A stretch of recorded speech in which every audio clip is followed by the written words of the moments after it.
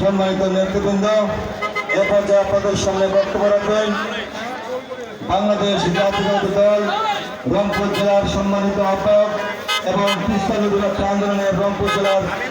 সম্মানিত সমন্বয়ক জনাব সাইফুল ইসলাম।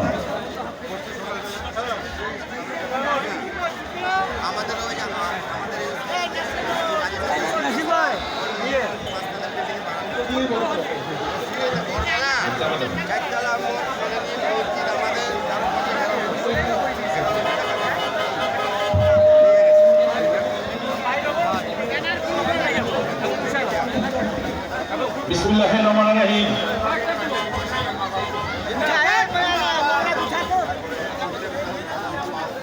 রংপুর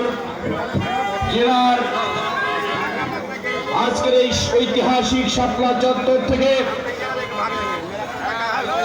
জাগোবাইয়ের তিস্তা বাঁচাও আন্দোলনের 17 এবং 18 তারিখের পরবর্তী যে কর্মসূচি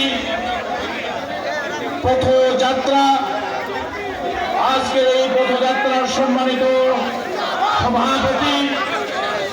রংপুর তিস্তা বাস্তবায়ন তিস্তা বাঁচাও আন্দোলনের প্রধান সমন্বয়ক আলোকিত লালমনিরহাটের রূপকার সাবেক মন্ত্রী বিএনপি কেন্দ্রীয় নির্বাহী কমিটি